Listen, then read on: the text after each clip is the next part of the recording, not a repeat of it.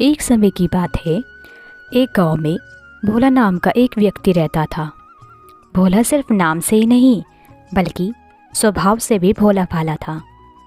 भोला का मन बहुत निर्मल था, परंतु भोला बहुत भोजन खाता था। उसकी भाभी उसके लिए भोजन बनाते बनाते बहुत थक जाती थी। अरे भाभी, ये तो बहुत ही कम भोजन है। इतने से मेरा पेट कहाँ भरेगा? मुझे और भोजन दो। अरे भोला, तो कितना खाता है? 4 लोगों का भोजन तो अकेला ही खा लेता है और कुछ कमा कर भी नहीं लाता।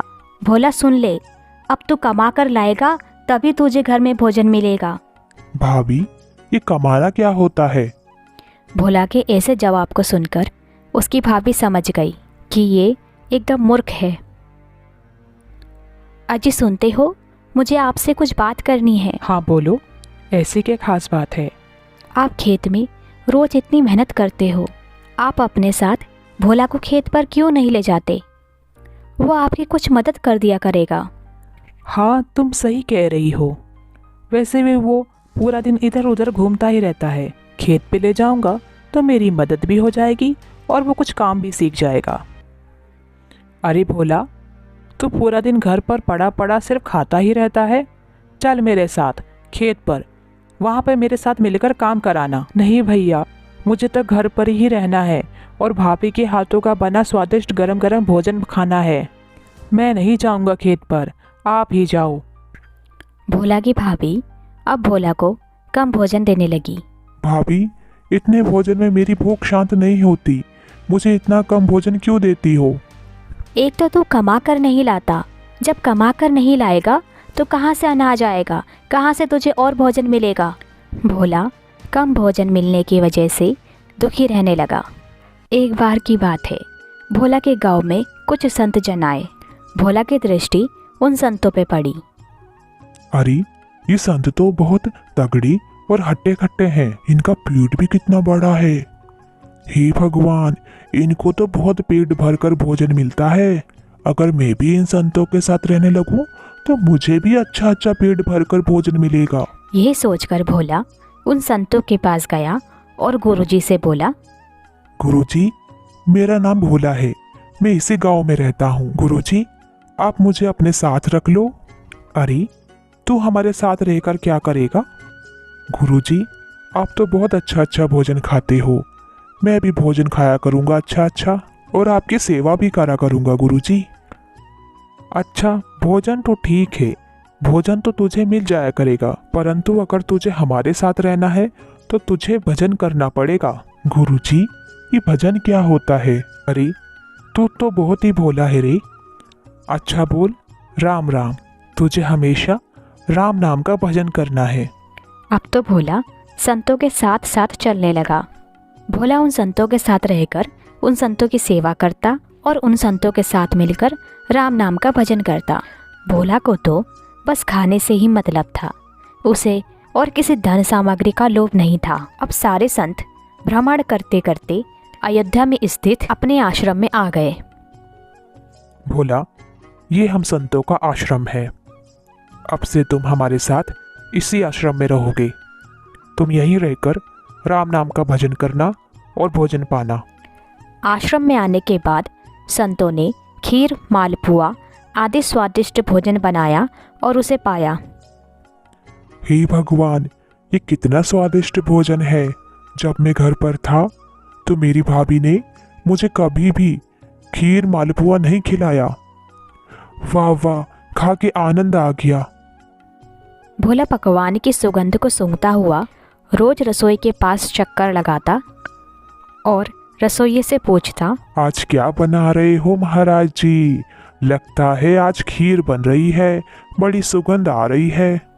एक दिन एकादशी का व्रत आया। भोला रोज की तरह रसोई के चक्कर लगाने गया, यह देखने कि आज क्या स्वादिष्ट भोजन बन रहा है। भोला जब रसोई में पहुंचा तो उसने देखा कि आज तो रसोई ठंडी पड़ी है। आज रसोई में कोई भी भोजन नहीं बन रहा। अरे महाराज जी, आज रसोई ठंडी क्यों पड़ी है? आज रसोई में कुछ भोजन क्यों नहीं बन रहा? अरे भोला, तुझे पता नहीं आज एकादशी है? महाराज, ये एकादशी क्या होती है? अरे, आज के दिन साधु संत कुछ नहीं खाते। आज हम सबका व्रत है। यह सुनकर भोला भागता हुआ अपने गुरुजी के पास गया। गुरुजी, गुरुजी, आज तो हम मर ही जाएंगे। क्या हुआ भोला, तुम इतने घबराए हुए क्यों हो? आज रसोई के महाराज जी बोल रहे हैं कि आज एकादशी आई है, तो आज आश्रम में भोजन नहीं बनेगा। गुरुजी, इस एकादशी से बोलो कि जाए। अरे बेटा, एकादशी ऐसे थोड़ी ना जाती है। तो गुरुजी, कैसे जाएगी ये एकादशी? इसे भगाओ, ये तो हमें मार डालेगी। अरे भोला, तू कैसी बातें कर रहा है? तू कैसे मर जाएगा? गुरुजी, अगर मैं पूरे दिन कुछ नहीं खाऊंगा तो मर ही जाऊंगा ना। अरे तू कितना बड़ा खबक्कड़ है, एक एकादशी का व्रत तो रख ले। गुरुजी, मुझसे ये एकादशी का व्रत नहीं रखा जाएगा। गुरुजी, हमारे खाने की व्यवस्था करो, मैं भूखा नहीं रह सकता। देख भोला, ये आश्रम का नियम है कि एकादशी के दिन आश्रम में अन्न नहीं बनता। तेरी इच्छा है तो तू रसोई के महाराज जी से आटा सब्जी ले ले और दूर सरयू के तट पर जाकर भोजन बनाना। और हाँ, याद रखना, भगवान को भोग लगाए बिना कुछ मत पाना। ठीक है गुरुजी। भोला ने रसोई के भंडार गृह से 2 किलो आटा, आलू और भोजन की अन्य सामग्री लेकर सरयू नदी के तट पर पहुंच गया। भोला ने सरयू नदी के तट पर पहुंचकर भोजन बनाना शुरू कर दिया। भोला ने भोजन में आलू का भरता बनाया और आटे की मोटी मोटी 6 रोटियां बनाई। भोजन बनाने के बाद भोला को याद आया कि गुरुजी ने कहा था भोजन खाने से पहले भगवान को भोग जरूर लगाना। ये सोच के भोला भगवान को पुकारने लगा। राजा राम आइए, राजा राम आइए, मेरे भोजन का भोग लगा जाइए। बहुत देर तक भगवान को पुकारने पर भी भगवान नहीं आए। हे प्रभु, जल्दी आ जाओ, भोजन ठंडा हो रहा है। अच्छा, लगता है आप इसलिए नहीं आ रहे हो। आपको रोज मंदिर में स्वादिष्ट भोजन मिल जाता है। तो सुनो भगवान, आज वहाँ कुछ नहीं मिलने वाला। आज तो मैं भी वहाँ से प्राण बचा के आया हूँ। आज वहाँ एकादशी आई है। गुरुजी ने कहा है कि आज के दिन कुछ नहीं मिलेगा खाने को। आप भी कहीं भूखे न रह जाओ एकादशी के चक्कर में, इसलिए जल्दी से यहाँ आकर भोजन पालो। प्रभु भोला की सरलता पर रीझ गए और माता सीता के साथ भोला के पास आ गए। क्या आप ही मेरे प्रभु हैं? हाँ भोला, मैं ही प्रभु हूँ। तो प्रभु, मैंने तो बस आपको बुलाया था। ये आपके साथ कौन है? भोला, ये मेरी पत्नी है। वैसे तो मैंने एक ही भगवान को बुलाया था। अच्छा चलो, आप 2 आ गए हो तो बैठो। अब भोला ने 2 पत्तल लगाई। उसने पहले पत्तल पे थोड़ा थोड़ा आलू का भरता रखा और साथ में 1-1 रोटी रख दी। 2 रोटी तो मैंने भगवान को दे दी। अब मेरे पास ये 4 रोटी बची है। चलो, मैं इसी से अपना पेट भर लूंगा। भोला, तुमने तो बहुत ही स्वादिष्ट भोजन बनाया है। जरा 1 रोटी और देना। हाँ भोला, तुमने सच में बहुत ही स्वादिष्ट भोजन बनाया है। मुझे भी 1 रोटी देना। भोला ने 1-1 रोटी भगवान को और दी। भोला की 4 रोटी भगवान ने ले ली।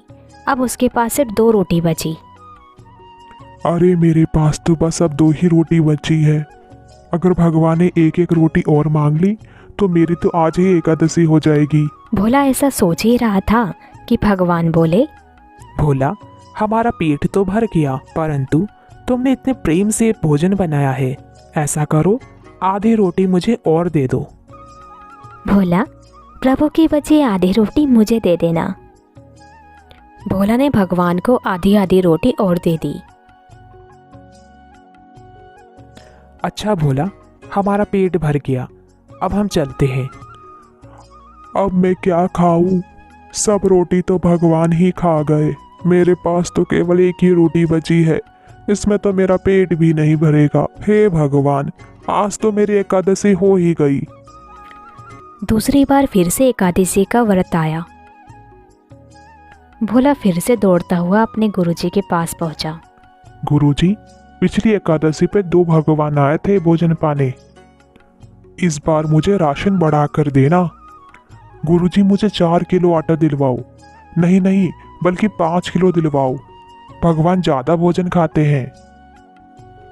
लगता है ये भोला बहुत खाता है। भगवान के नाम से अपने लिए ही इतना सारा राशन ले जा रहा है। अच्छा ठीक है भोला, जितना तुझे राशन चाहिए उतना तू भंडार गृह से ले ले। भोला ने रसोई के भंडार गृह से खाना बनाने का राशन लिया और सरयू नदी के किनारे पहुंच गया और भोजन बनाने लगा। भोजन तैयार करने के बाद भोला भगवान को पुकारने लगा। सीताराम आइए, सीताराम आइए, मेरे भोजन का भोग लगा जाइए। जब भोला ने भगवान को पुकारा तो इस बार भगवान अकेले नहीं बल्कि माता सीता, हनुमान जी और लक्ष्मण जी को भी साथ लाए। अब भोला 4 भगवान को देखकर चौंक गया। हे भगवान, ये क्या हो रहा है? एक भगवान को बुलाता हूँ तो 2 भगवान आते हैं। अब 2 भगवान को बुलाया है तो 4 भगवान आ गए। हे प्रभु, ये तो आपकी पत्नी है। ये तो ठीक है, मैंने तो 2 ही को बुलाया था। अब ये बताओ, ये बंदर कौन है? ये बंदर काहे ले आए? अरे भोला, ये बंदर नहीं है, ये महावीर हनुमान है। ये हमारे साथ ही रहते हैं। अच्छा, तो फिर ये दूसरे कौन है? भोला, ये मेरे भाई लक्ष्मण हैं। हे प्रभु, मैंने तो इनको बुलाया ही नहीं, तो आप इनको साथ काहे ले आए? पिछली बार तुमने जब हमको भोजन कराया तो हमने सबको जाकर तुम्हारे स्वादिष्ट भोजन के बारे में बताया, तो वहाँ सबके मुंह में पानी आ गया। बाकी सब तो समझ गए, परंतु ये दोनों नहीं माने। बोले हम भी भोजन खाएंगे। अच्छा, जब आ ही गए हो तो बैठो। अब भोला ने 4 पत्ता लगाई और इस बार भोला ने राम जी और सीता माता को 2-2 रोटी रखी, पर हनुमान जी और लक्ष्मण जी को 1-1 रोटी रखी। वाह प्रभु, भोजन तो बहुत ही स्वादिष्ट है। भोला, मुझे 1 रोटी और दो। हाँ, सच में स्वादिष्ट है, मुझे भी 1 रोटी और दो। भोला, मुझे और मेरी पत्नी को भी 1-1 रोटी और दो। इस तरह भोला की सारी रोटियां खत्म हो गई। उसके पास सिर्फ 1 रोटी बची। भगवान के जाने के बाद बड़े दुखी मन से भोला ने उसी 1 रोटी को खाया। अब जब तीसरी एकादशी आई, भोला फिर भागता हुआ गुरुजी के पास पहुंचा। गुरुजी, गुरुजी, इस बार कम से कम 20 किलो आटा चाहिए मुझे। क्या? 20 किलो गेहूं की रोटी तू कैसे खा जाएगा? अरे मैं थोड़ी ना खाता हूँ रोटियां, मुझे तो सिर्फ 1 ही रोटी खाने को मिलती है। भगवान खा जाते हैं सारी रोटियां। 1 भगवान को बुलाता हूँ 2 आते हैं, 2 को बुलाता हूँ 4 आ जाते हैं। अब इस बार ना जाने कितने भगवान आ जाएं। ये भोला इतने राशन का करता क्या है? आज चलकर देखना चाहिए। ठीक है भोला, जा भंडार गृह से जितना राशन की आवश्यकता है उतना ले ले।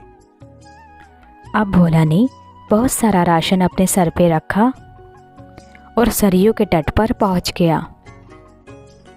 आज ऐसा करता हूँ, पहले ही भगवान को बुला लेता हूँ, देखता हूँ कितने आते हैं। जितने भगवान आएंगे फिर उसी हिसाब से मैं भोजन बनाऊंगा।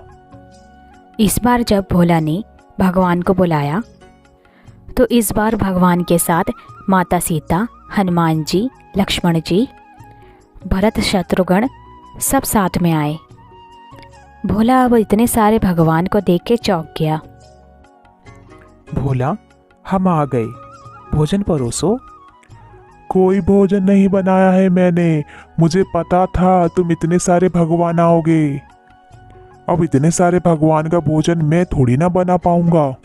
ये रखा है राशन, अब आप बनाओ और मुझे भी खिलाना। अब माता सीता रसोई बनाने लगी और लक्ष्मण जी आटा गूंदने लगे। हनुमान जी ने भोजन बनाने के लिए लकड़ियां लाके दी और भरत जी ने पानी लाके दिया। शत्रुघ्न जी राम जी की सेवा में लग गए। इधर भोला पेड़ों की छांव में बैठकर भोजन बनने की प्रतीक्षा कर रहा था। इतने में भोला के गुरुजी वहां आ गए और भोला से बोले, क्यों रे भोला, तू इतना सारा राशन लेके आया है तो भोजन क्यों नहीं बनाता? यहाँ बैठकर विश्राम क्यों कर रहा है? गुरुजी, इस बार मैंने भोजन बनाने से पहले ही भगवान को बुला लिया था, तो देखा आज 4 से भी ज्यादा भगवान आ गए। क्या? कहाँ है भगवान? अरे गुरुजी, वो बैठे तो हैं भगवान, सरयू तट के पेड़ की छांव में। ये देखो गुरुजी, ये बैठे हैं भगवान। भोला, मुझे तो कहीं नजर नहीं आ रहे तेरे भगवान। भगवान जी, क्या आप मेरे गुरुजी को दिखते नहीं? आप सामने बैठे हो और मेरे गुरुजी बोल रहे हैं कि कहाँ है तेरे भगवान। भोला, जितनी सरलता और सहजता तुझ में है उतनी सरलता और सहजता तेरे गुरु में नहीं है। मैं सामने ही हूँ, परंतु जिनके हृदय में अहम और कपट भरा होता है मैं उनको नजर नहीं आता। हे प्रभु, आप तो कृपालु हो, सब पे दया करने वाले हो।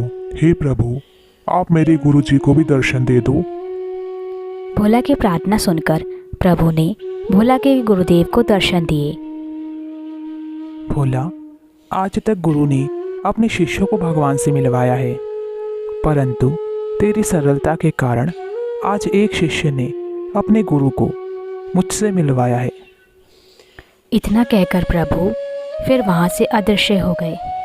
ऐसे ही और कथाओं को देखने के लिए मेरे चैनल श्री कृष्ण लीला टून टीवी को सब्सक्राइब कीजिए। हरे कृष्ण।